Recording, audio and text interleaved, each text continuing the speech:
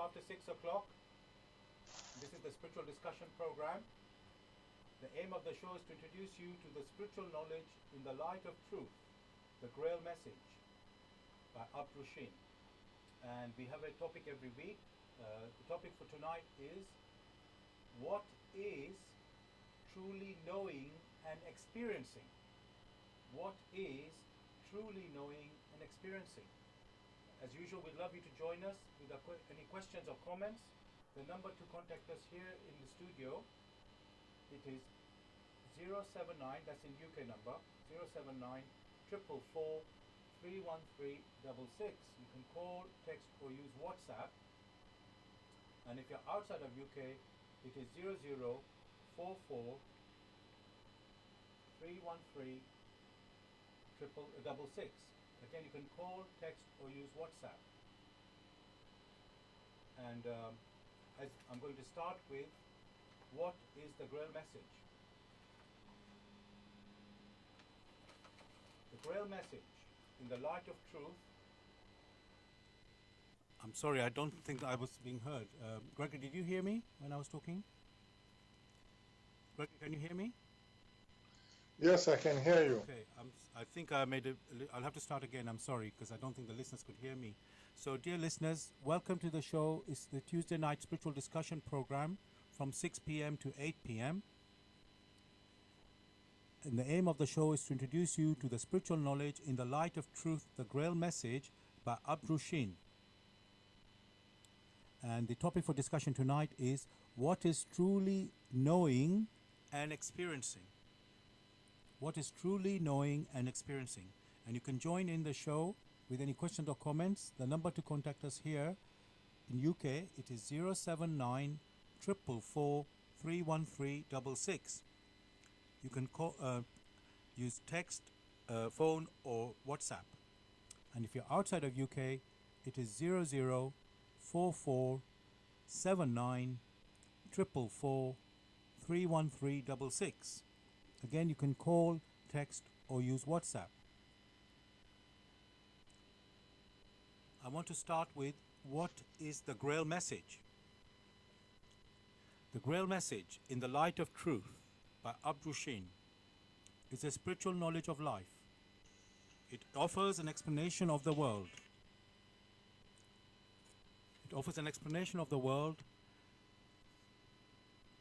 I'm sorry, I've lost my space. I'm just going to find it again. Yes, it offers an explanation of the world, a picture of creation on the basis of natural laws. Its lectures contain valuable basic elements as a help in life. For through the knowledge mediated, the reader is again brought closer to life and led back to God. The Grail message deals with fundamental questions of life by explaining in a clear and logical way the automatic working of the laws of nature, the whole weaving of creation, allowing every process to be recognized and thereby the purpose of our whole life. It is directed at the individual and speaks to the innate experiences of the human being, their strengths and weaknesses. Thus, every reader has the opportunity to discover through the intuitive perception if what is stated is the truth. Combining with matter-of-fact reasoning, a complete world picture arises, where there is no separation between the visible world and the great world beyond the five senses, nor any separation between scientific and religious striving for knowledge. I would like to give you a couple of quotes from the author of the Grail message, Abdrusheen. The hearer and reader of my lectures should always work within himself, keenly probing and building bridges from one lecture to the other, as well as out into the great and small world happenings. Only then will he be able to understand the Grail message and find that it gradually shapes itself into one complete whole, without leaving any gaps. Again and again, in all the happenings, the reader will come back to the basic features. He can explain everything without having to change even one single sentence. The word of the Grail message lives, so that it permits only those people who really carry the honest desire in their souls to find abundantly. All else will automatically reject it by it. For the arrogant and those who seek superficially, the message will remain the book with 7 seals. And I'd like to give you one more quote from the author. I wish to fill the gaps which have so far always remained unanswered in the souls of men, and which never leave any serious thinker in peace if he earnestly seeks for the truth. Dear listeners, the topic for tonight's show is what is truly knowing and experiencing. And again, I want to remind you of the number to join us with any questions or comments. The number to contact us here in UK, it is 079 444 313 66. You can call, text or use WhatsApp. And if you're outside of UK, it is 0044 79 444 313 66. Again, you can call, text or use WhatsApp. Just to introduce the people here, listeners, I'm Saad here in the studio in London, and the weather outside is lovely actually, clear blue skies, sunny and bright and warm. And Gregory, please do tell us where you are and how's the weather where you are. It is cool and bright here in Brussels. Cool and bright. Capital of Europe. Okay. And I've got Mena on the line, I believe. Are you there, Mena? I can't hear him, but I think he's there. Just a second. Mena, are you there? Let me try and do it this way. Mena, can you hear me?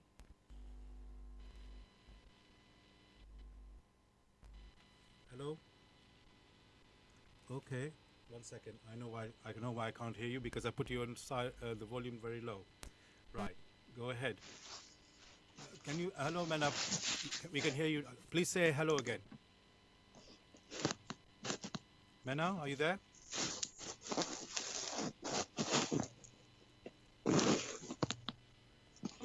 I know I can hear a background there, but I can't hear his voice. Mena, are you there? Okay, 1 second. Something isn't right with the volume. I can hear you now. 1 second. Just put your...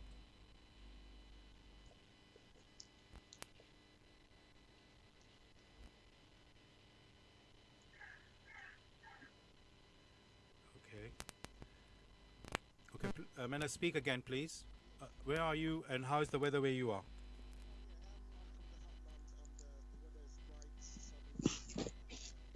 Okay, something isn't still right with the volume. Just call the number again, so you can join again. Just call again. Okay. Sorry about that, listeners. We're just having a technical issue. Let me try and get this back. I think I know it's going to work now. Okay. So just to remind you, listeners, again, the topic for tonight is what is truly knowing and experiencing. And here we should have... Hello, Mena. Okay. Ask him to call again. Okay, apologies for that. We'll carry on until hopefully he can be back. So, Gregory, I think about, what is knowing, what is experiencing. And it's like an everyday word. I know this, and and I know that, and we use it very casually. And I think I want to explore that really, to really know when we use that word knowing, are we really meaning that what we are knowing, that we know something, or like we just think we know something? So let me give an example. This is a bit of a mild example, but I will just say that. So let's say somebody is sick and we want to give them encouraging words, and we keep saying to them, everything will be all right. And strictly, we don't know what will happen. But, so what I want to say Is that correct, really, to say something like that, to encourage someone who's not well, that everything will be all right? Well, the example you gave speaks for itself. The volition behind it, which is the motive in this particular case, is what counts. Wishing someone well and trying to encourage that person. That is much better than, using words which will discourage the person. For once the volition is right, the person that is being wished well will pick up courage if he or she has been despondent. So it is the motive behind these things that really count. And then I hear you what you say there, but then obviously the motive is how can I say, it's a good volition behind it, or good thoughts behind it, a good intention behind it, and then but we're using the word know as well when in reality we don't really know. It could be, so is that part, would you say, should we use something different? Should we not express it that way? Just everything will, when you say everything will be all right, is that too much sort of, are you burdening yourself in any way by claiming something that you don't really know? Or am I just reading too much into that? It seems that one is reading too much into it, because how much can one really know? Only a fraction. And therefore, it would have been best to say, I really don't know. But like we kept stressing, the volition behind it and the encouragement is what really moves and what really counts. If one is to say, I wish you well, and goes away, again, that is something good. But the confidence when someone says, I know, it doesn't mean that person knows 100%. He may know in part. So the part which he or she knows is what is being expressed in this particular scenario. So it will not be right to accuse that particular person of a misuse of words if his or her knowledge is basically, is based on the physical, considering, say, the medical condition and all the medicines that need to be brought into the equation, and that these things has been fulfilled, it is fair to say, I know, although it may not be 100%. How else can someone express himself or herself? But in this case, the key thing is that the encouragement which the other personality picks up from it is what is helpful. Thank you for clarifying that, Gregory.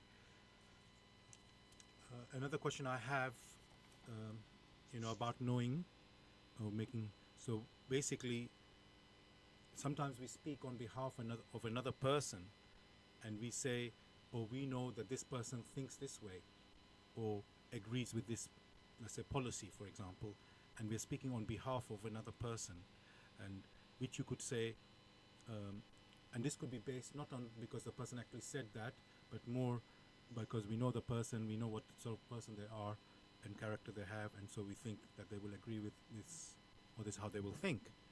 So again, we say we know that's what the person says or thinks, and make that claim. And for me, that would in reality be actually, again, we say it quite casually, and this is like really strictly, it's a presumption. So what I'm really pointing to, again, this is a little bit different from my first question. So is that okay also to make that presumption to say I know something on behalf of another person, or is that we should be more careful when we speak such words? It must be stressed very strongly that in this forum, the purpose is to introduce the work in the light of truth to many who might have heard briefly about it, and for newcomers who know little or nothing about it. And it's not the intention to advise people how they must speak or must not speak. The best one may do is to introduce them to this work in terms of the laws or the features that keep nature alive, and we ourselves, or the personality, being part of nature, the features and the processes that operate in nature. Once that is accomplished or near accomplishment, many may then make their decision. So when it comes to knowing in whatever scenario, one may say one knows when one has the deep insight into it and knows all the different features about a particular scenario, which in most cases is not the same. A casual thought about something does not give one the necessary firm knowledge for them to make decisions about the future. So the scenario which you just painted, you mentioned the word casually. Many a time our discussions are just casual. They do not go deep enough. Neither do they go deep to touch the inner man. So very clearly, superficiality or this sort of casual way of doing things does not go deep enough to give us those firm personal convictions which comes only through experiencing. Thank you, Gregory, for bringing that up, because yes, I mean, yes, this show is all about talking about the Grail message and the spiritual knowledge it brings, and of course we do talk about experiences people have in their lives, and yes, many of them are casual. So, but our focus is to bring up people reflect on their life in a deeper manner. So I will address that in a minute. Just want to make sure now that Mena is back. Mena, are you back online now? One second, I make sure you're definitely online because you're on the line here. Hello, Mena. Okay, you seem to be having problem. I will continue.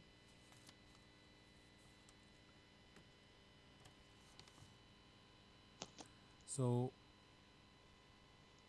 with regards to that, Gregory, about something deep. So I can ask you, really, can we really know the truth? Is it possible? Because can you, for example, to say there is a creator or God, people believe in that. Many people believe in that. Many people don't believe in that. But to prove it, it's a different. Oh, I'm sorry. Let me just make sure. So, yeah. Let me repeat that question, Gregory. Can we really know the truth? And especially let's say in regards to proving if there's a creator or God, and because in a way the only thing we really can know is what we have experienced ourselves. That's the only thing we really can say. Yes, we know this. I do this, and I've experienced this. So things which are, let's say, spiritual or we can't see, let's say, can we say that we can know about those things? Of course we can, and very well so. Many still ask, how can one prove that there is the Almighty? What evidence is there? Such questions only provide the innate superficiality of such speakers, who externally may sound so very brilliant, but they are virtually unconscious or unaware. Is there any creature? Is there any human being? Is there any personality here on earth who has reached adulthood, who Please continue, sorry. I'm gonna get... Is there any person who has reached adulthood who does not acknowledge that he or she is alive? Is there any personality who does not acknowledge that the power that streams through predates his or her birth, and that he himself has arisen through nature, and this power maintains nature? It is obvious for anybody. So when many ask, what evidence? It is because they themselves are too insensitive to the evidence which presents itself before them. They have not asked themselves the most objective question: where is this source of power? Only when the human spirit or the personality asks himself or herself these questions, only then is he in the process of being awake. Being awake means being conscious or being aware. This power has always been there. This power maintains all that they see and what they can't even see. Yet they deny the existence of this power. There is very little that can be done for such, for the evidence is there, not only physically, but in everything that has accosted them in their lives. It only means that one must be objective and true to one. Thank you, Gregory, for that. And hopefully this time I should have Mena on the line. Mena, are you there? I know you're on the phone with me, but we just can't hear your voice. Can you hear me, Mena?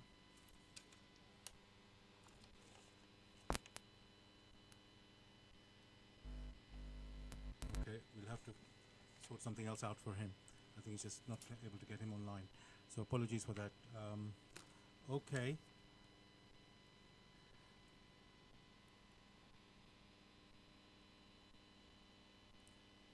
We've been talking about knowing, Gregory, and a little bit about experiencing.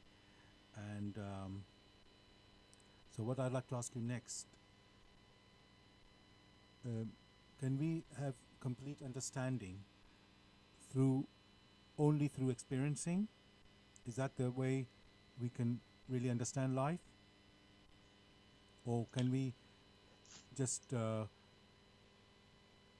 know certain things? Because in a way, because we're talking about knowing and experiencing. So is it only way to understand life through experiencing? That's the question. You use the word life. The question is, what is life? It is when one has a fine or finer idea of what life is, then that's the basis of that question will become very clear. Of course, there is a difference between knowing and knowing of. There are certain features which we can only know of. For these features are above the inner capability of the personality.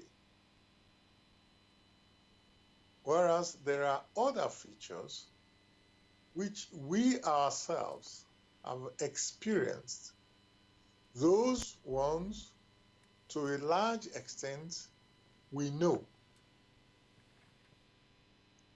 Therefore, it would be wrong to say that we know everything. What one may say is that the bit one has experienced, one knows. For to know something intrinsically means to have experienced it to a very large extent. But life or experiencing is a process. It is continuous. You cannot talk about knowing something which you yourself haven't experienced, but you may talk of knowing of it because you really have not experienced it. But as soon as one has experienced it, to some extent, one will say, I know.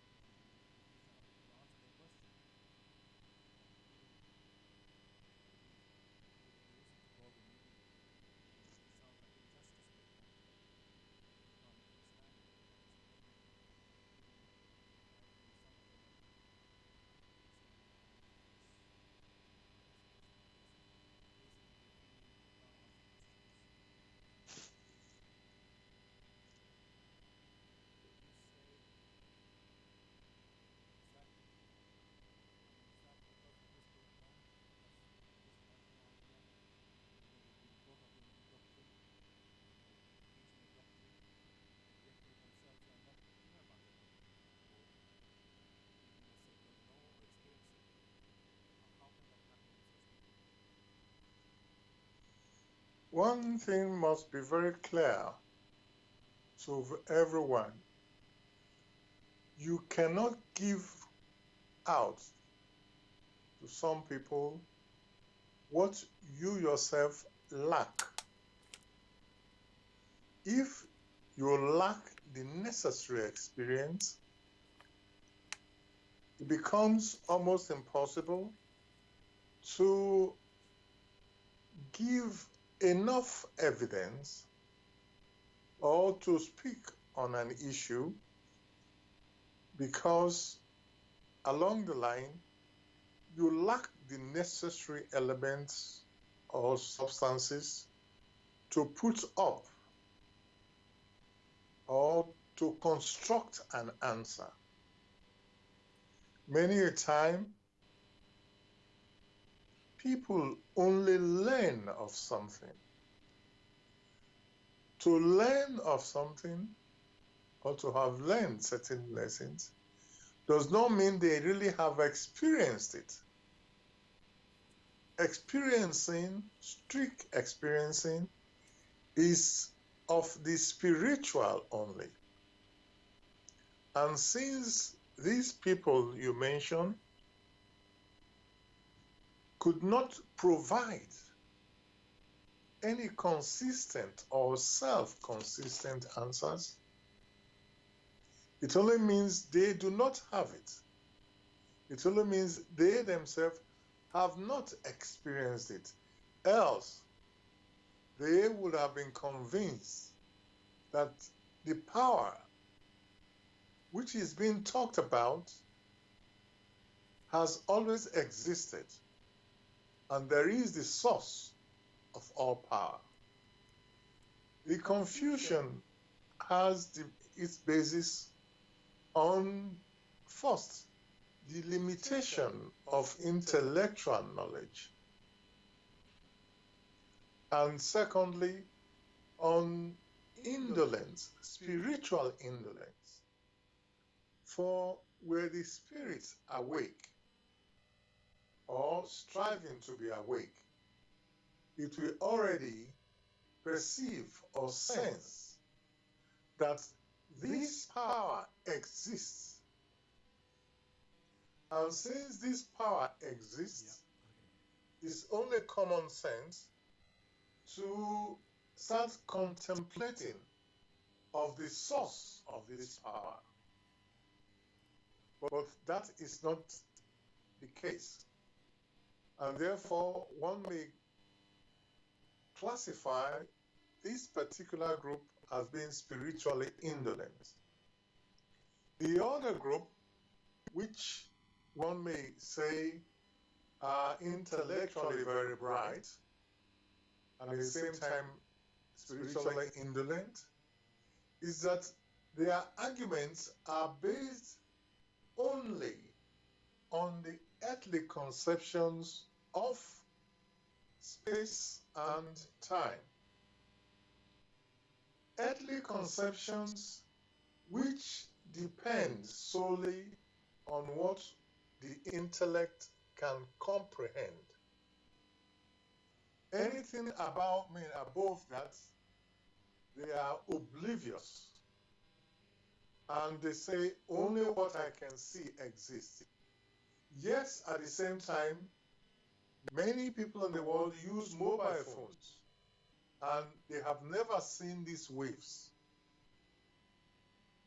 There are many other things which exist, but we are unable, because we don't have the right instruments, or one hasn't cultivated the right instrument to perceive all this. So it goes back to the same. What one lacks, one cannot give. But to ensure that one does not lack spiritually, one must seek diligently, such that they themselves will find.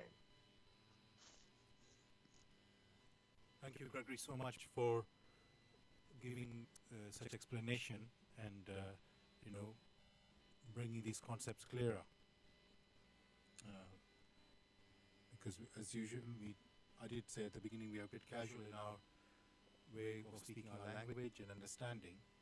And what you've showed is that it is necessary to go deeper into these things to really understand what is exactly knowing, what is exactly experiencing.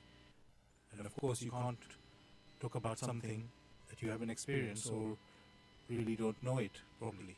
And you have to know how do you know it, or how you're supposed to experience it. So this is a fundamental thing. So thank you for bringing that up. Now,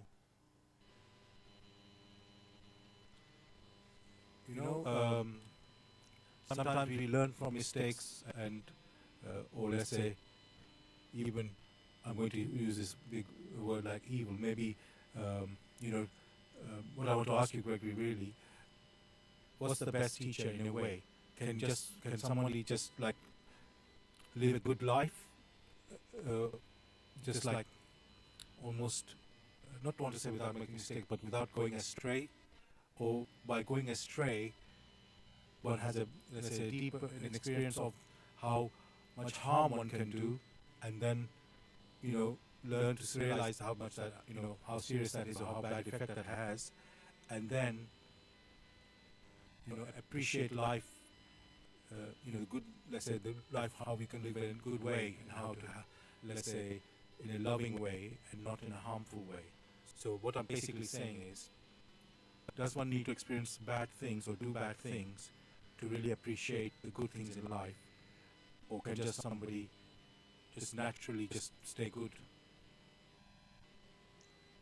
Living itself,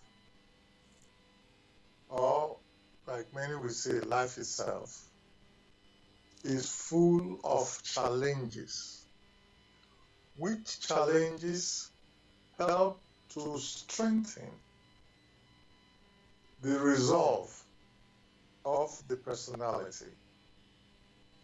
These challenges are always there. Some of the challenges may be sweet. Some of the challenges may not be so sweet. It all depends on the inner attitude. How many a person has constituted himself or herself ready for the challenges which he or she may not have experienced yet. So it would be wrong to advise someone to always seek out that which tends to be sweet. For consider, we want to run 100 meters, then it is bound to breathe much faster at the end of the race. But many will say that is some stress, some challenge, and we will prefer to walk calmly by. There are many with good volition, but the scenario or the surroundings where they live, there are challenges, there are people of not so good volition. It only remains for one to be on the alert, to always be on the watch, to allow one's intuition to be on the alert. At the same time, whatever power one is able to accrue along the line, to put it into activity. So it is more of watch and pray, such that when the challenges, which many call temptations, come, they themselves are able to overcome this. It strengthens many a person when he or she is able to overcome these challenges. The only thing one may add, which is implied, be on the alert. Thank you so much, Gregory, for that answer and advice. Now, hopefully this time Mena is available live. Mena, are you there?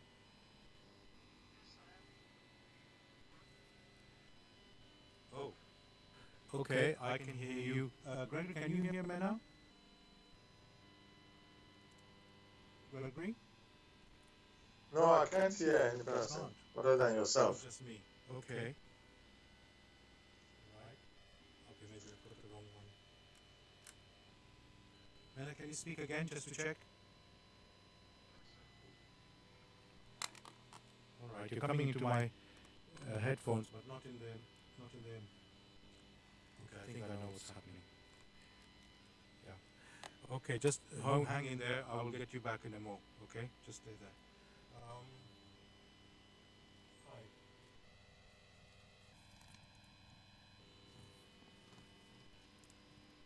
I've got another question, Gregory, for you. Where let's talk again with what Jesus said. Jesus meant to take up their cross daily. And what did he mean by that? As is his way of speaking, he asked men to take up the cross and follow him.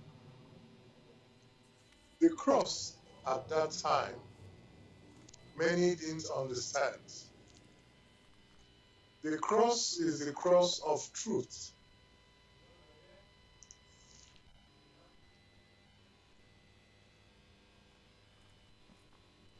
Hello, is Mena there now? No, I'm still trying to sort him out, actually.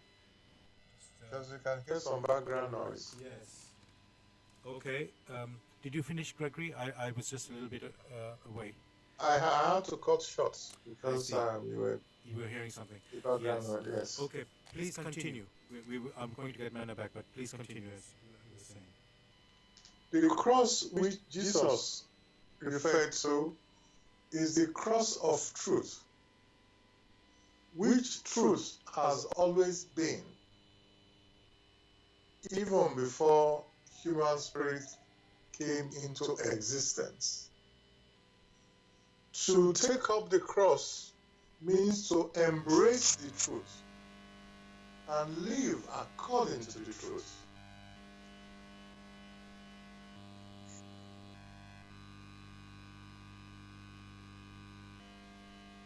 Hello? Hello? Yes. Yes. No, he is. Oh, Mena, you're back. You're online now. Ah. Okay, we got you. Oh, great. Thank you. Sorry for all the technical glitches we had. So I'm glad you're there. So, Gregory. Okay, Mena, are you there?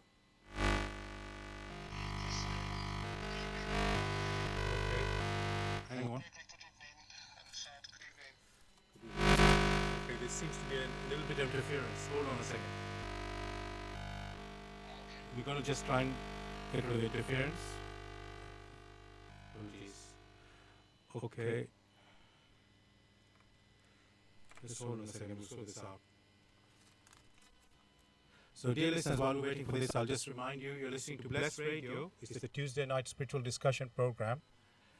The aim of the show is to introduce you to the spiritual knowledge in the light of truth, the Grail message by Abdul Shing. And hopefully Mena is there now. Mena?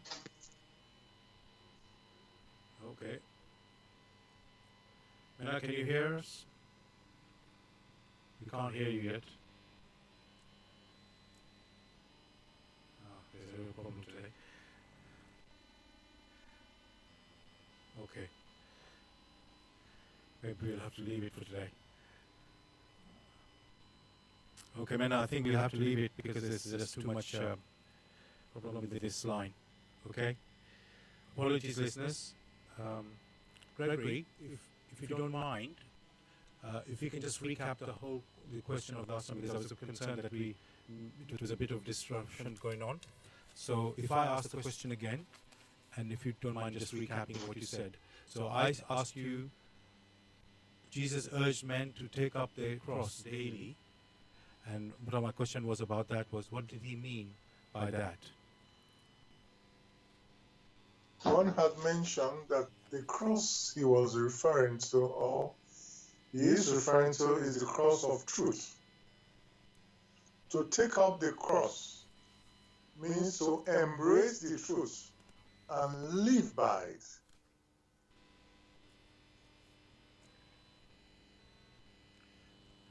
And so live by the truth, which is his teaching. His teaching is an expression of the innate love and also the truth which he himself brought, which is well encapsulated within the laws of nature or the laws of creation. One may also call this the laws, the divine laws, which have always been the feature which is unchangeable. It is this truth that revitalizes, that sustains creation. So I think my obvious question then is, what are these laws? Because we must know these laws if we are going to live by these laws. So please tell us, what are these laws? These laws are very well known to any human spirit who is open. And it is self-evident that when a man goes anywhere and sows a seed, it is the same kind of seed he or she will reap. So the same kind gives rise continuously to the same kind, which may be rephrased as that of the attraction of homogeneity. But a presided expression of what is classified as the law of attraction of homogeneity is what the sciences refer to as resonance.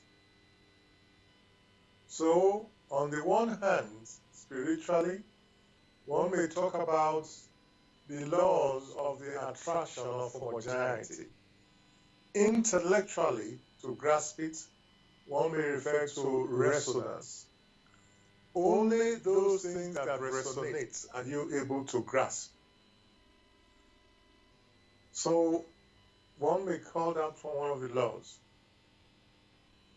The other laws, in quotes, or the feature which one will find in nature, is that of reciprocal action or reciprocal activity. For there cannot be continuity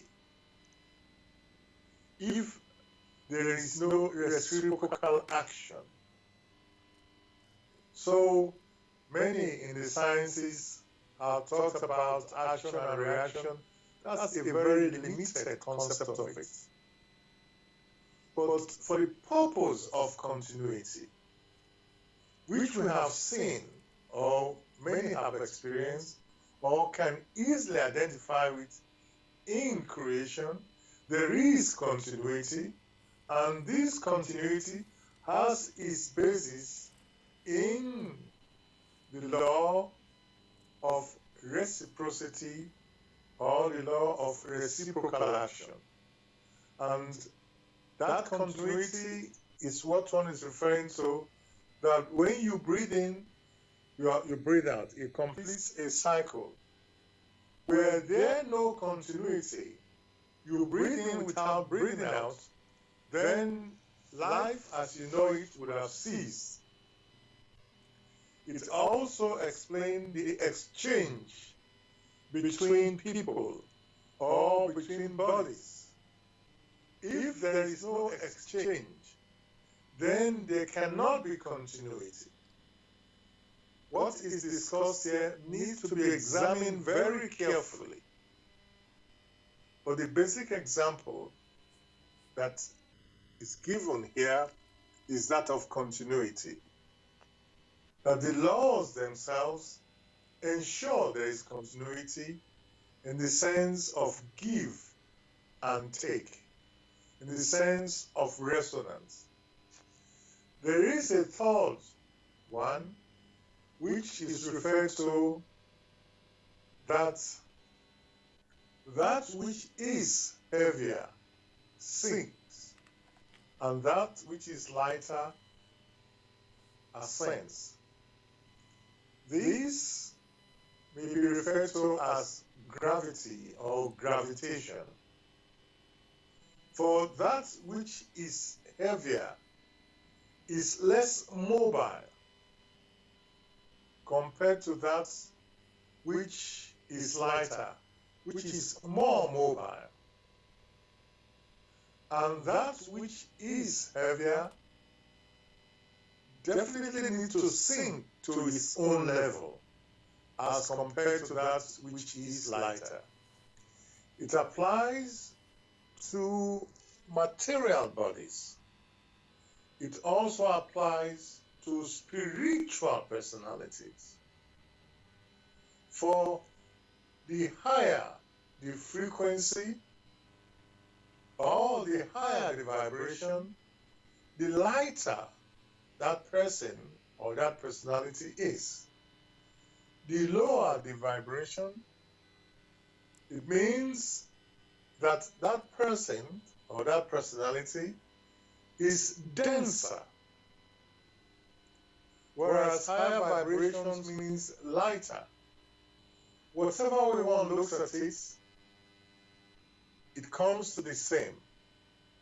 That which is of finer and higher vibration arises towards its origin, whereas that which is of low or denser vibration sinks, not at the same level with that which is lighter.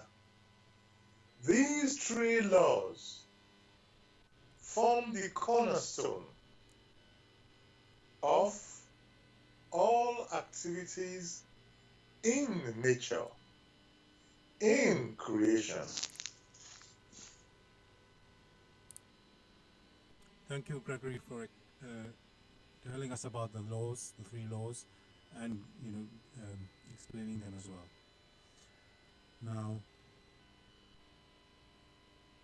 I want to ask, do these laws, would we have to learn them?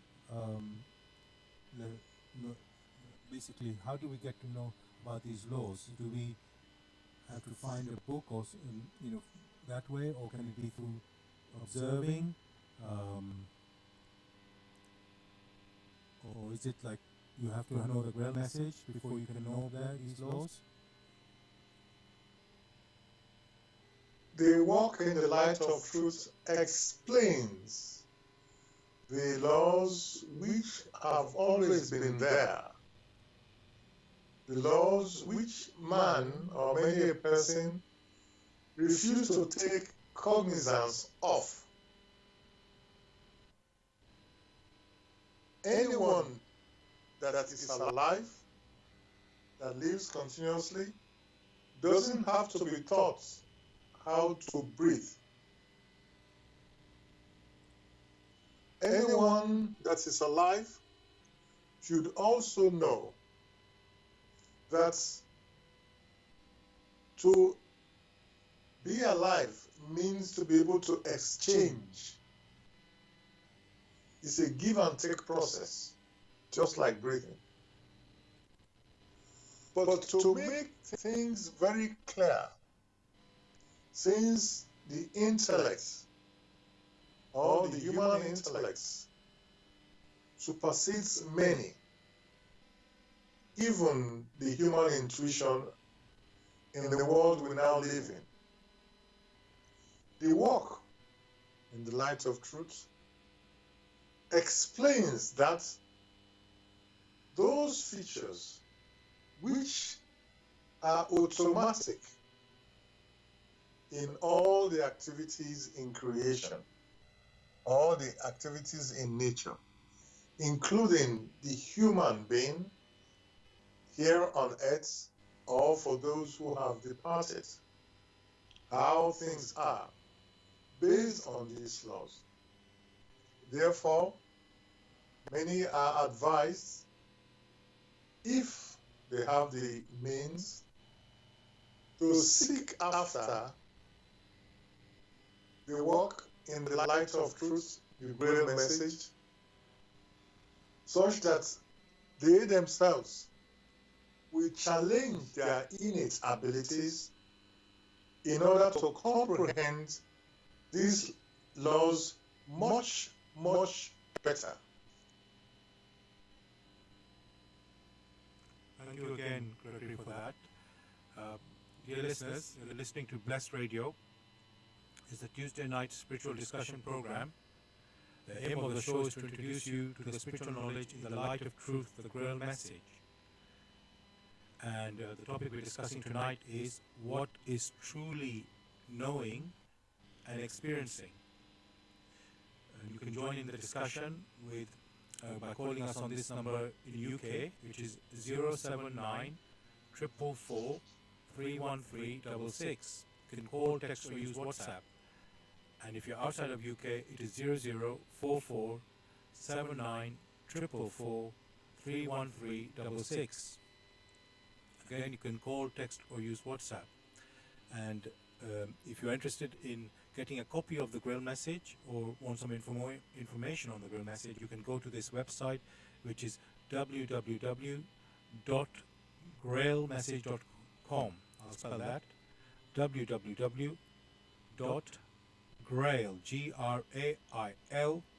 message, MESSAGE.com.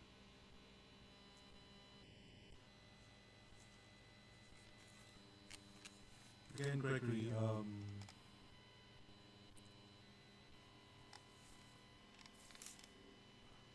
I've got a question from a listener, and they're asking about, basically, it's, we know, we've said it before, we are a spirit, or we are a personality, and we're a spirit which is non-material, and here on the earth we're wearing this earthly body, the physical body, and some other layers as well. So the spirit is, wrapped in this number of layers on the earth. Now the listener is asking, and I'm just going to look at the question again here. Does our experiencing begin at birth, or birth on earth, of course, or is it even before that? The question is, does our experiencing start at birth or even before that? The discussions we've always engaged in is that of the human spirit, which we refer to as the inner core. And that inner core transcends the space and time that has been allotted for it in an earth life. That inner core has always been experiencing when it is alive. That means it is not too indolent. Those experiences predates the birth here on earth. For the human spirit that is being referred to only uses the physical body as an instrument For only through the physical body can it express itself in flesh and blood. Or, has one seen any personality without flesh and blood expressing itself?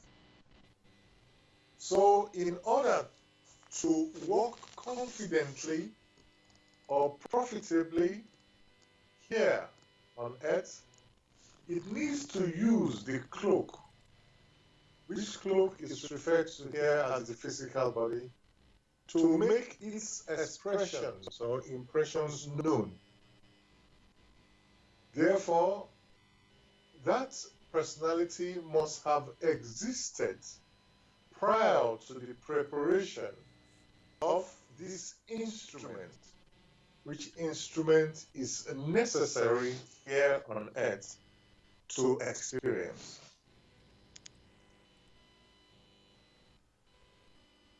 Thank you for that. And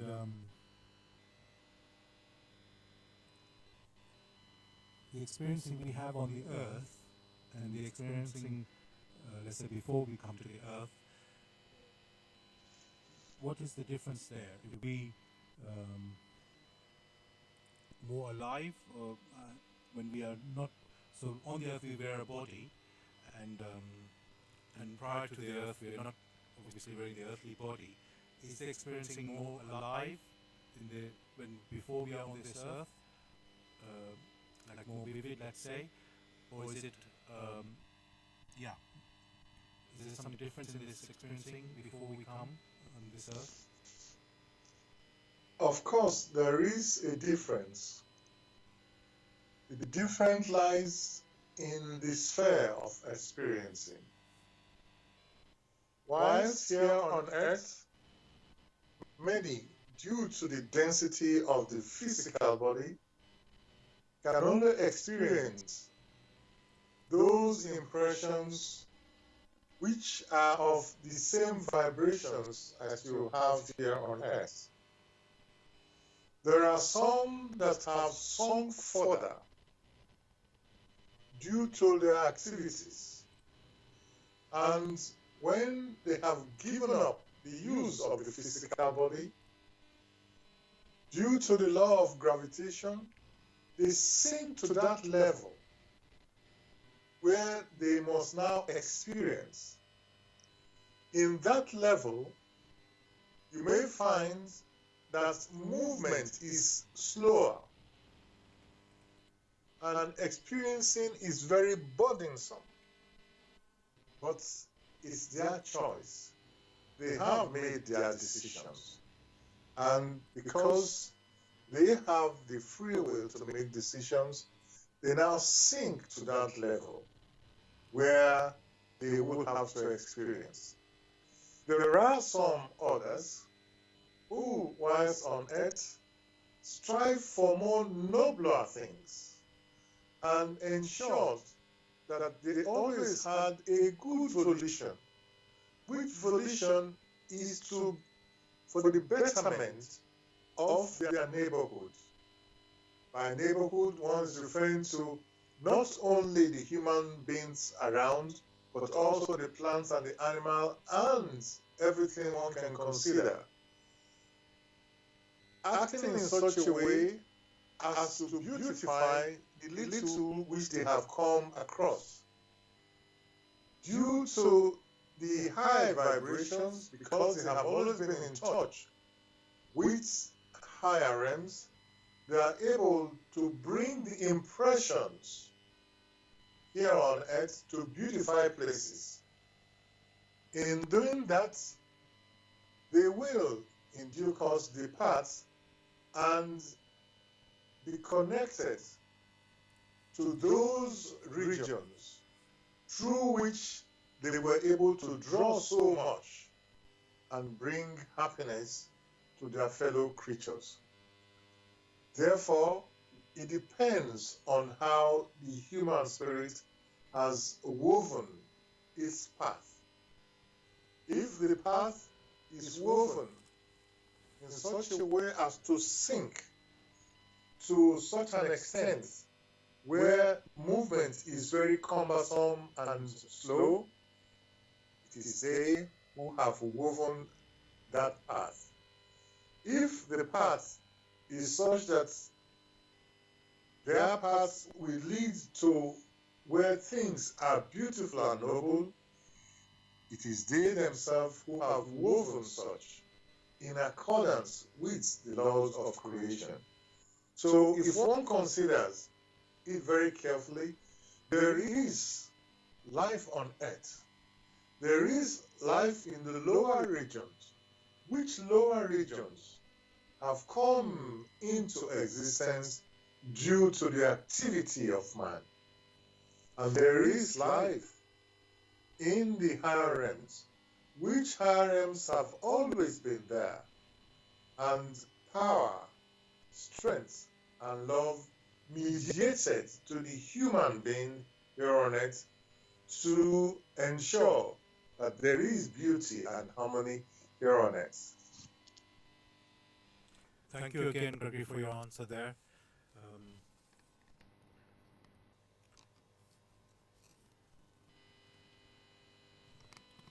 Another listener asked me before the show, in fact, asked me to ask you this question.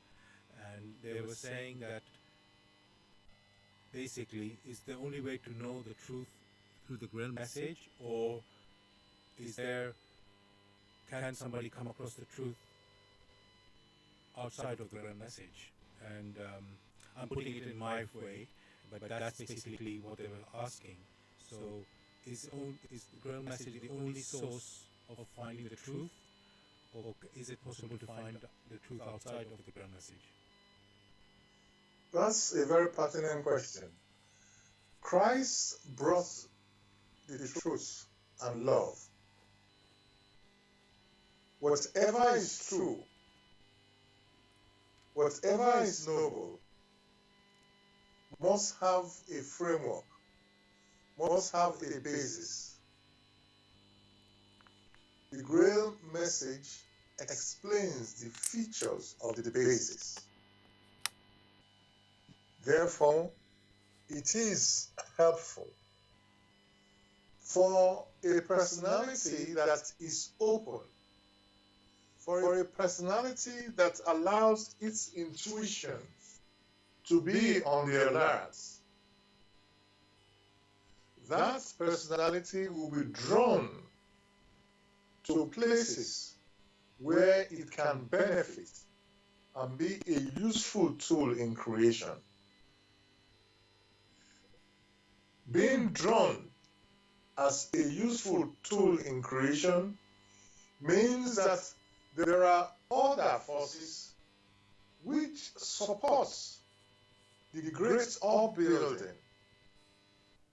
In that case, they will, in accordance with the attraction of homogeneity, they will come together, and many, through being awakened, will come to understand the laws which govern creation.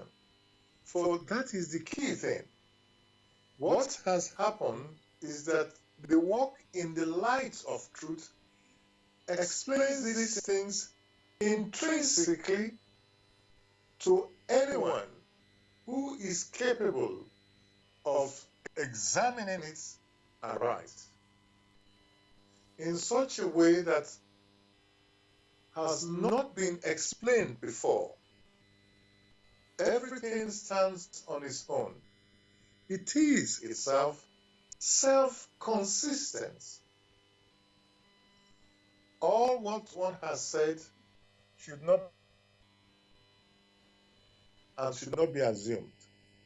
What one may say here is never ever take our word for it. You yourself must examine with your intuition, here or hereafter. You yourself must examine the features of the truth and of love itself.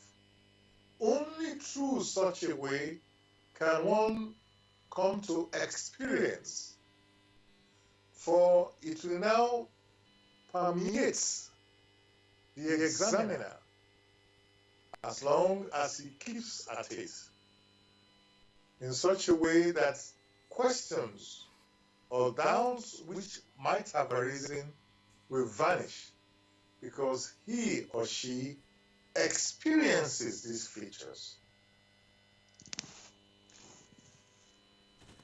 Thank you for that, Gregory. So, I know the listener who asked that question was basically wanting to just check that it's like, do you need a book to find out about these things, or can you find it out of your own through your own exploring and your own journey, and not having to necessarily pick up, in this case, the Grail message we are talking about, obviously, but because that person says he knows many things through his own personal experiencing, and he doesn't necessarily have to look in a book to find what we share in the Grail message, for example, especially the natural laws that we talk about, and he thinks he already has it without having come across a book. So would you say that it's possible to do that, to actually have that experience without having to look in a book or read a book? The book only is a concentrated form. The book is an expression. That expression is supposed to strike man externally to arouse his or her intuition. The intuition in such a way that it opens up to the power that streams within creation or within the construct that is mentioned here in creation. Now, there are many who can move from one side of London to another side of London without a map or without an A to Z. Of course, there are many. However, if one has, in quotes, an A to Z, or some of these features which help to identify the paths one might take, it becomes simpler and very helpful. The walk in the light of truth is like a map. Which map shows you, identify the key structures which have been put in place in this construct we refer to as creation, or while still on it, we refer to as nature. How it functions and why it functions that way. Each personality first has to examine it to understand these processes, these functionalities. There are many who will say, I do not need this, for I can do it all by myself. The best one may do is to wish such a personality well. Thank you for that, Gregory. We have a listener calling in. Let me just put them online. 1 second. Hello, listener. 1 second. We can't hear you. Oh, okay. All The right. volume has gone off. Okay, thank you for letting us know. Thank you. We will do something about that. Thank you. Okay. Apologies, listeners. We seem to have lost our website. I will just see what's going on there.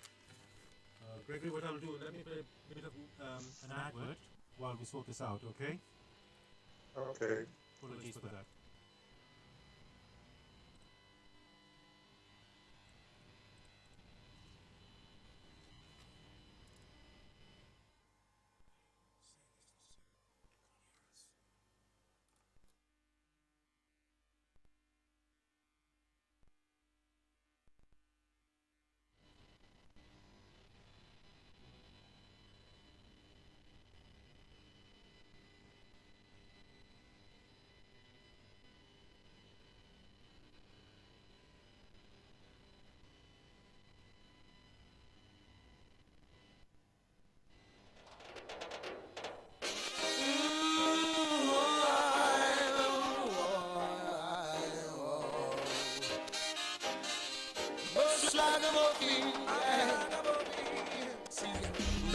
ragamuffin, we happy ragamuffin, ragamuffin, we both ragamuffin, ragamuffin, to stay alive in this time, yeah, to stay alive in this time.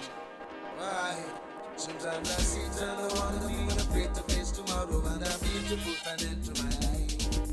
Then I look across the fence and I see another brother, and I know I got to think otherwise. Oh yeah, yeah. See, I'm not the only one facing this great tribulation. So I know we've got to be strong. Talk along, brothers, talk along.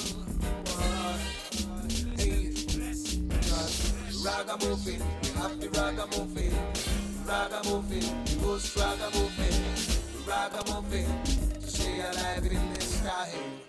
Hey, ragamuffin, happy ragamuffin, ragamuffin, post ragamuffin, ragamuffin, to stay alive in this time, alive in this time.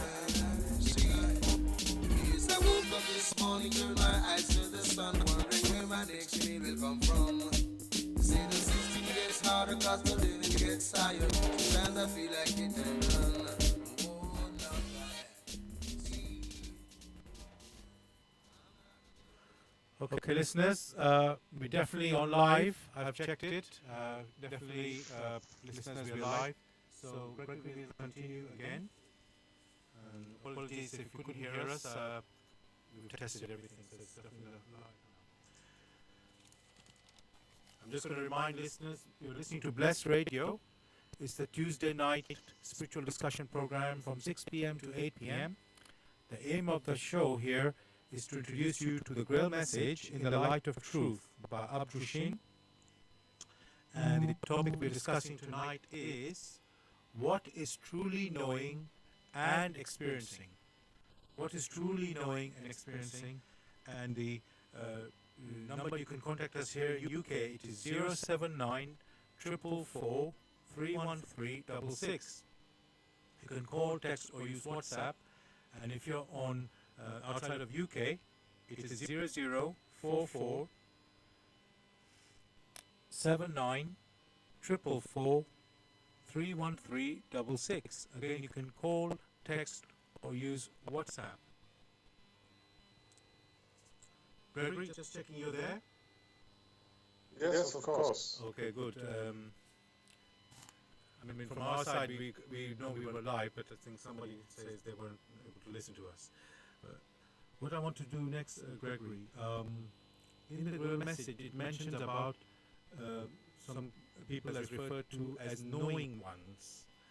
And listeners asking us, can you tell us what these knowing ones are, who they are or what they are? So if you can tell us more about that. When one is in a scenario or a state that he or she is using its intuition, that the features that activate creation and the processes in creation, when that personality is able to recognize those features and make use of those features, that personality may be called a knowing one. For he or she will not wantonly oppose the laws through which it came into existence. The activities of such a personality will resonate in his neighborhood in such a way that it will be of benefit, not only intellectually, but also spiritually, to all that it comes across.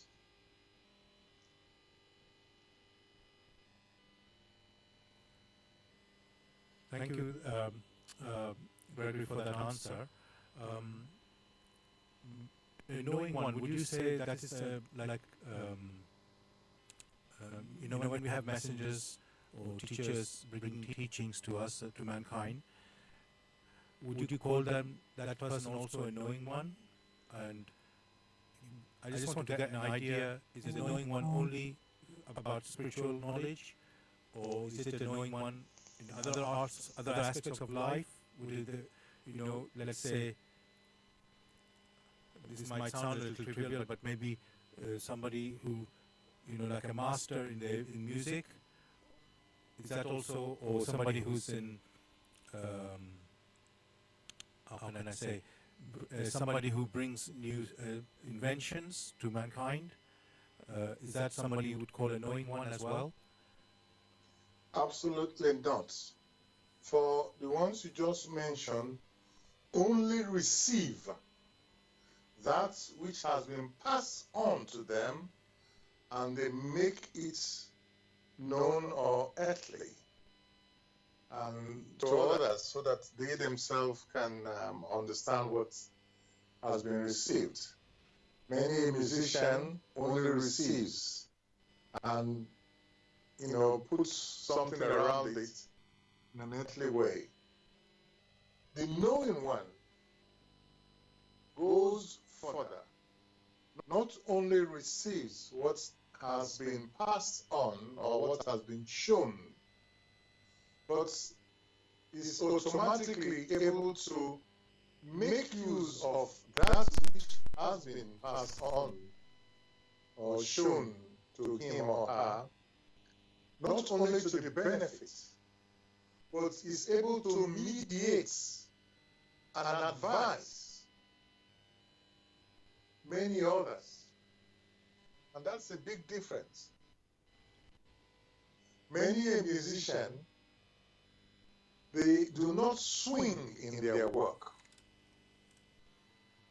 because they only just receive. The knowing one most likely not only is able to receive, but is also able to give us spiritually advice, teachings, which will be of benefit. Many think of masters, someone who has mastered some feature or the other.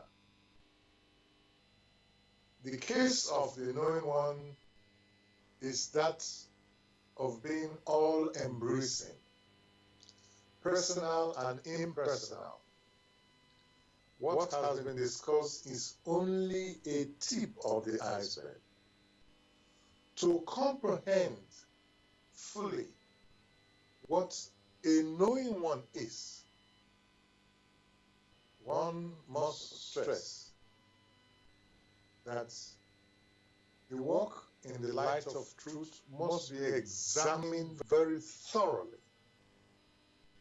Only then, when those features have sunk in and one understands it aright, then clarity will dawn immediately about knowing one.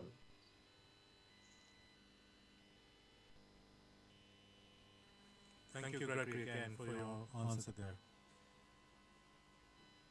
We keep saying this experiencing has to be spiritual. So now,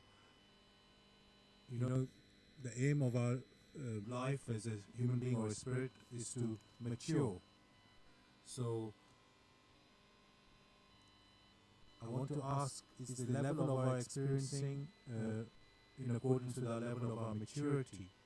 So if somebody is, let's say, more mature, does he experience,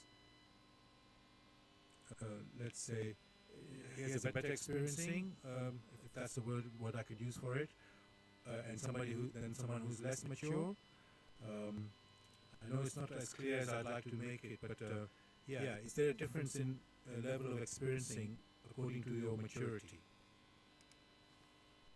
If the level of experiencing is in accordance with the laws of creation or with the laws of nature, then yes. If the level of experiencing is not in accordance, then no. There are many who have experienced instances or some terrible things that it doesn't really help them. They are numb, and they are unable to sort of summon up their inner attitudes to know how to respond to it. So it is better if one says, along the line, if one has experienced in accordance with the laws of creation, then the benefits accrues immediately. A simple example that one may want to give is that you have in a school curriculum, the time comes when you are in the primary school and you are at that level. Then, as you experience more and more, you go to the secondary level. It only assumes that you have spent more time examining a subject matter and you are more exposed.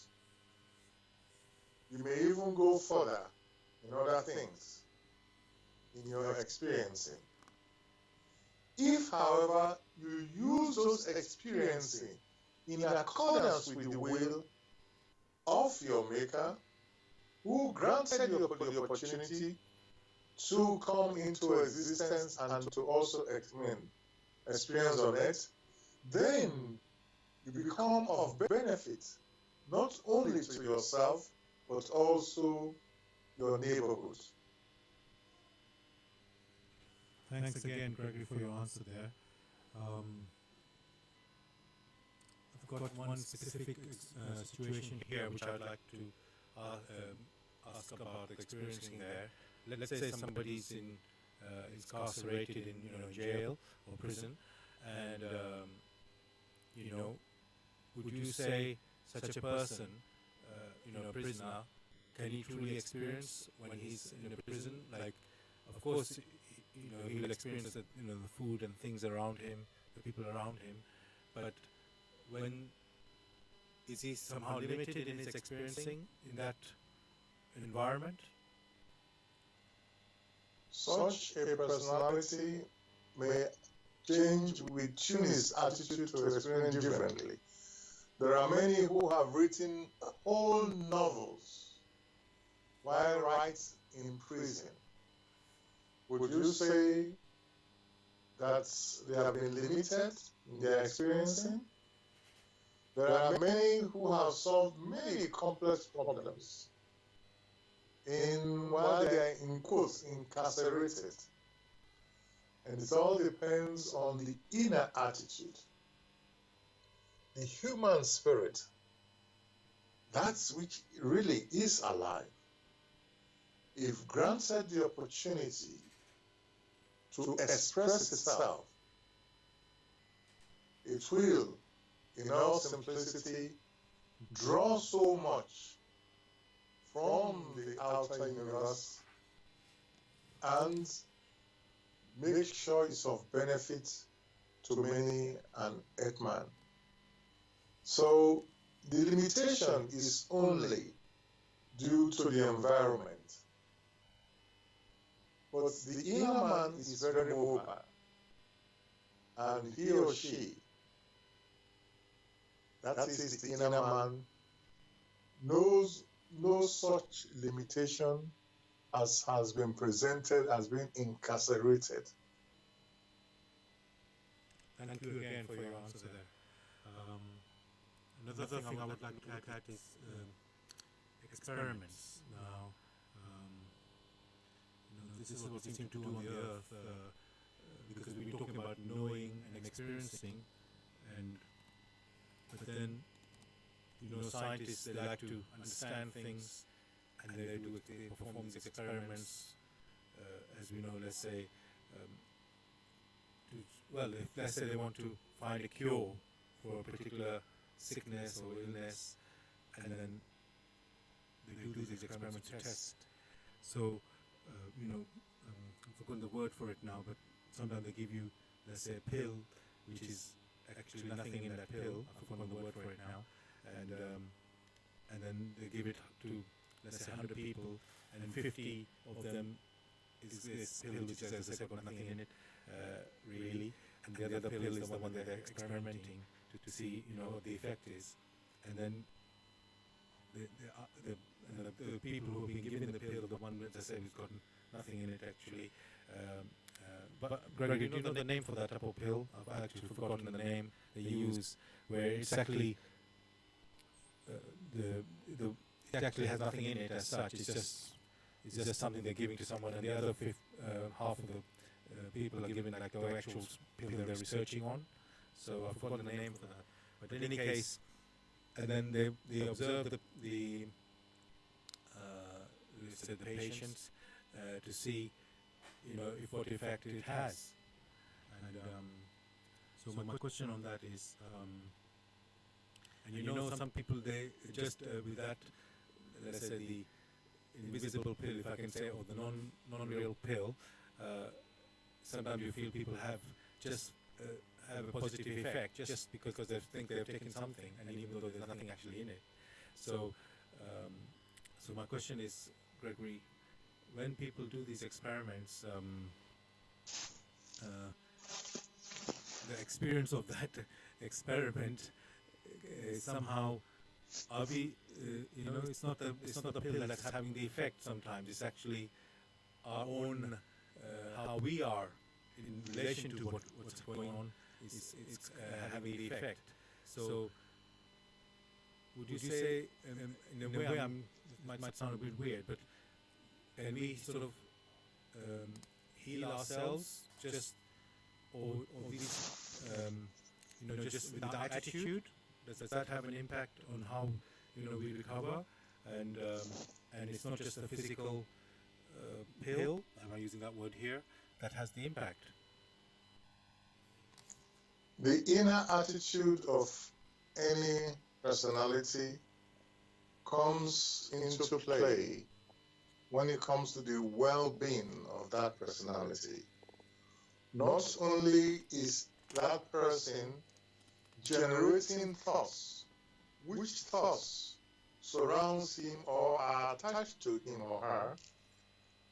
If the thoughts are of a noble nature, that tend to enable him to ascend.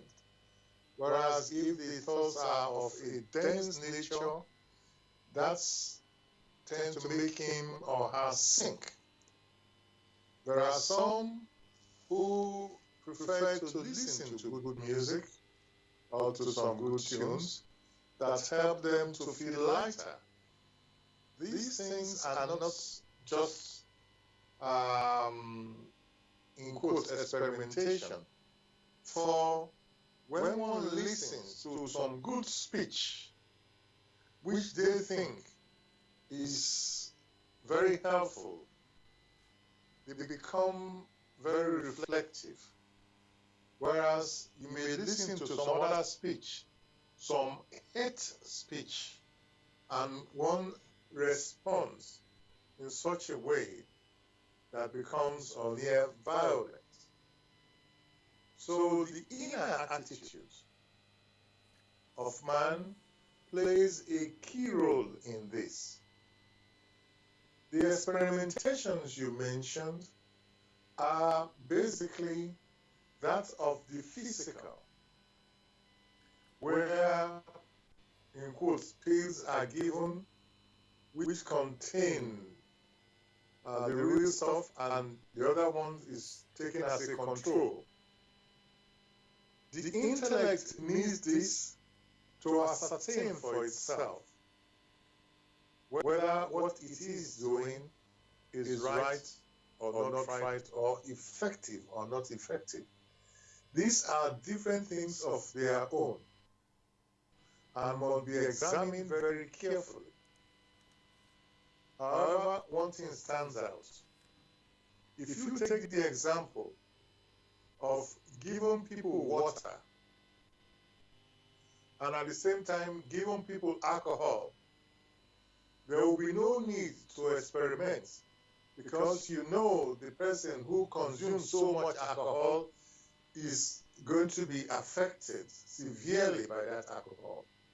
You don't need any control, because you know automatically.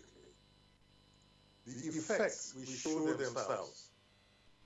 So it depends on that drug, in quotes, that has been put in place. It is very difficult to start making rules.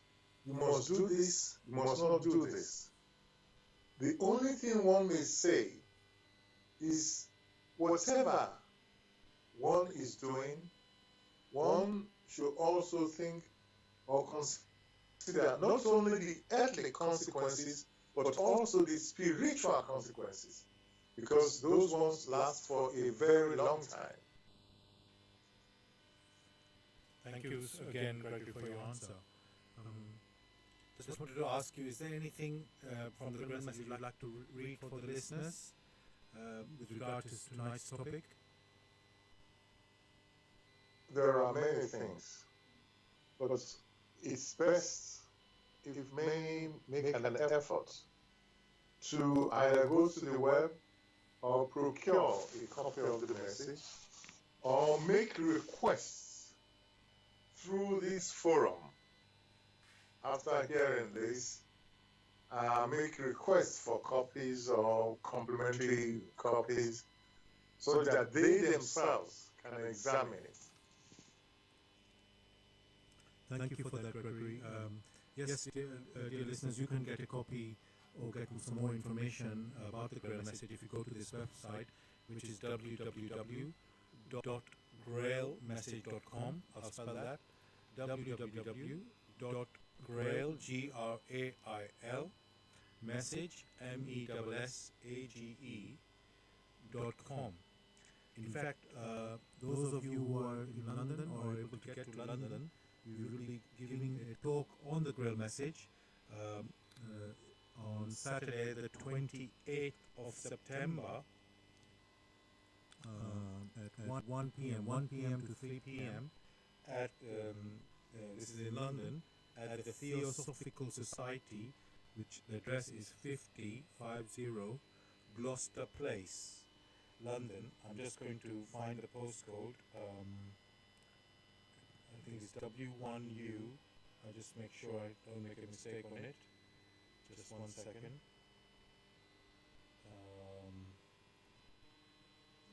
I'm going to come up with that postcode in a moment. Just let me. So just remind you, this is a talk just over a week's time, actually. Saturday, the 28th of September, from 1 p.m. to 3 p.m. Near Baker Street Underground Station in London, and the address is Theosophical Society, 50 Gloucester Place, London. And I think if you just type that in Google, you'll get the full address there, the postcode as well. So you're welcome to come and hear about the Grail Message there.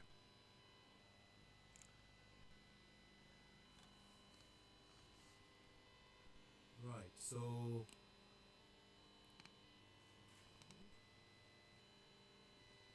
Gregory, would you say the best experiences for learning seems to be the painful way rather than the sweet way, as you mentioned before, because it seems that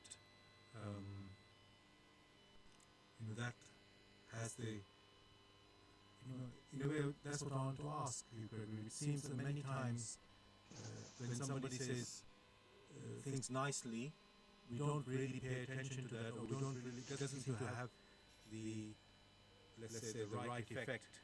But when things hurt, it seems to have a greater effect. So, what does that show? Is that something about the nature of us human beings, that we are somehow not very willing to learn until we suffer, and or is, you know. So is that basically what I'm, in a way, partly I'm trying to say, is that how we have become? That we need to be sort of experience hard life before we try to learn the right way or the best way. Yeah, is that how we have become? Well, you said yourself how we have become. That means due to our activities, we have conditioned ourselves that way. Many a thing which is beneficial, when it comes to you, without having to exert yourself strenuously, it is ignored. Even a good advice, saying, please keep your money safely, it may be ignored because one thinks, oh, doesn't matter. But when you lose that money and you are now in need of it, you now have to depend on others to get back home. Then such an experience is well hammered into the inner core of man, that subsequently he or she will be on the alert. So either we, prime ourselves to be on the alert every time, or circumstances will come our way that particular lesson, we have to learn it. A very simple example would be that for one to take care of one's physical body, if you do not take care of your physical body, diseases that may be out there, that may abound, may have to strike it, such that you will have to go through very terrible physical pain. Only then will many appreciate the gift or the value of the physical body. That is how it goes. It's not that is what is willed, it is because of the indolence of man, not wanting to learn the necessary lessons that will be beneficial for it. So it is his decision. It is his or her inner attitude that has caused this to be. For if they were always on the alert, many a thing that would have brought it down, they would have sensed long time ago and taken care of. That which would have brought sorrow, had it been looked at much earlier, would bring joy. Thank you, Gregory, for your answer there. Yes, as you say, we have become this way, and really, it's time to awaken. And I've actually just received a question from a listener, sort of in the same line as the question I asked you. It's actually something from the Bible, which says about Eve in the Garden of Eden, where she ate out of the fruit of knowledge. And so the question is from that, what does this mean, and what is its implication to human beings, or on human beings? So I'll just say that again. In the Bible, the story of Adam and Eve, and where in the Garden of Eden, Eve ate, well, she offered it to Adam actually, and then they ate from this, which is an apple or fruit from the tree of knowledge. And so from that result, or event rather, Gregory, what did that mean? What was that story talking about? And then what is the impact on us human beings from that? First, it must be remarked that the the Adam and the Eve, these are allegorical stories to sort of give a picture of a bigger explanation or understanding. Adam representing the man and Eve representing the woman. The story goes that they ate of the tree of knowledge. One must ask one question. What is this tree of knowledge? Why is it that tasting of the tree of knowledge caused so much trouble? What is it that really happened? Who placed the tree of knowledge there? The way it has been interpreted many times turns out to be wrong. For if understanding or tasting of the tree of knowledge is in accordance with the will of their Creator, which will swings in the love, then there should be no problem. If, however, tasting of the tree of knowledge is not in accordance and does not sweet with the love of the Almighty, then there is a problem. As can be seen nowadays, many a person relies on the intellect only to interpret the events of everyday life. And many have become so very clever that spiritual understanding is swept away and the intellect is now reigns supreme. Therein lies the problem of tasting and then without regards to who has placed it there and the purpose. One should not forget that they were told, as has been rightly reported, you can make use of this, but of this, ensure you do not overdevelop it, which is what has happened now. Here, whilst on earth, we have the intellect, which intellect helps to understand things to some extent that are physical or that are earthly. But the inner man is not of the earth. It has come from out of the paradise of man. Therefore, there must be a balance. It is said, give unto Caesar that which belongs to Caesar, and to the Lord that which belongs to the Lord. Which means basically that which is the earth, put some focus on it, and that which is spiritual, which lasts forever, that is the real one. If, however, you focus only on that which is of the earth, then you automatically ignore that which is of spirit. That imbalance is what causes the catastrophes that we find today. And now we have walk in the light of truth, the Grail message.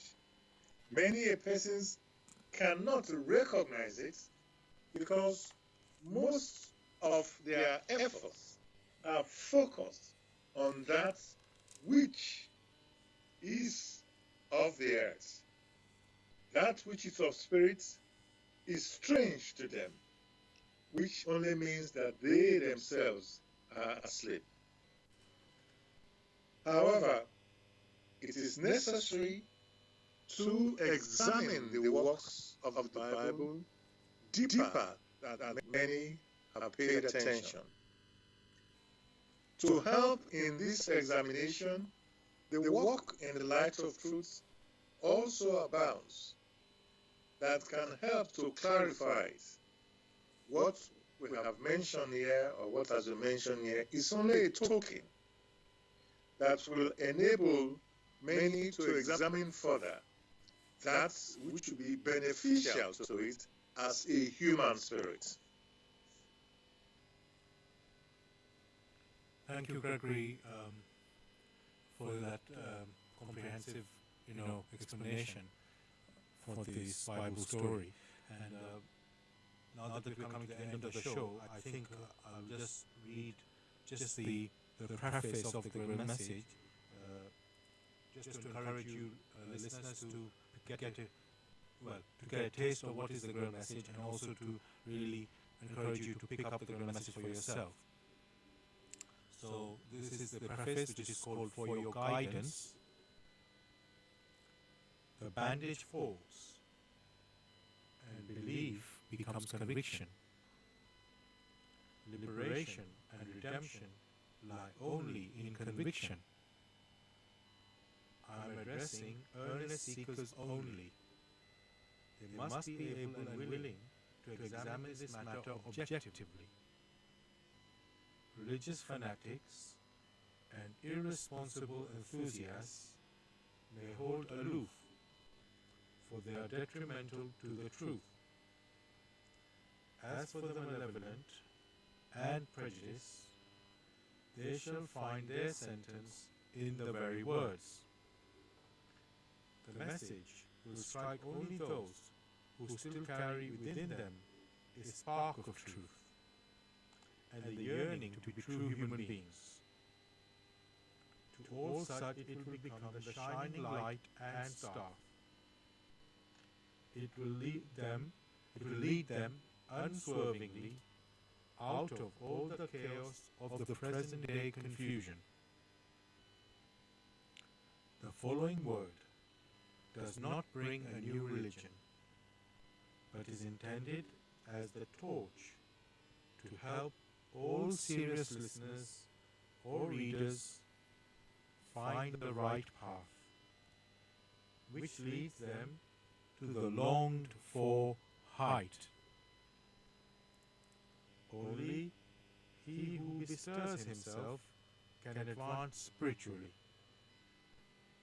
The fool who uses extraneous aids for this, in the form of ready-made opinions of others, only walks his path as if on crutches, while ignoring his own healthy limbs. But the moment he boldly uses all the abilities which lie dormant within him, awaiting his call to help in his ascent, he is employing the talent entrusted to him in accordance with his Creator's will, and will easily overcome all obstacles that seek to divert him. Therefore, awake.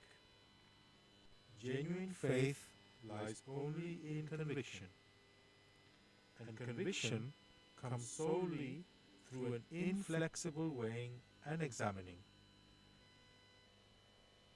See that you are truly alive in the wonderful creation of your God. Abrushin. So, dear listeners, thank you for joining us tonight. I apologize for the sort of technical issues we had. Hopefully you still were able to listen and understand and enjoy the show. Gregory, anything you'd like to say to the listeners to say goodbye? I wish them a beautiful and fruitful week.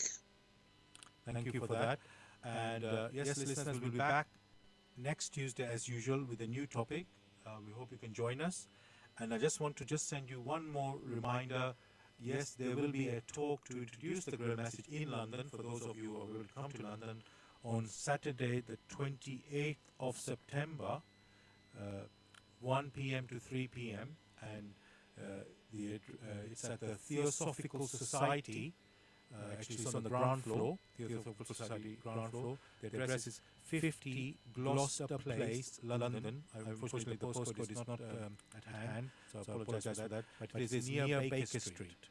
So if you Google that Theosophical Society 50 Gloucester Place, you will surely find it. And the nearest station is underground is Baker Street, and it's about 10 minutes walk from Baker Street. So if you're able to come there, you're very welcome. Yes, and I wish you all the best, and God bless. Take care now. Bye. And Brother Siam is next, so please hold on for him.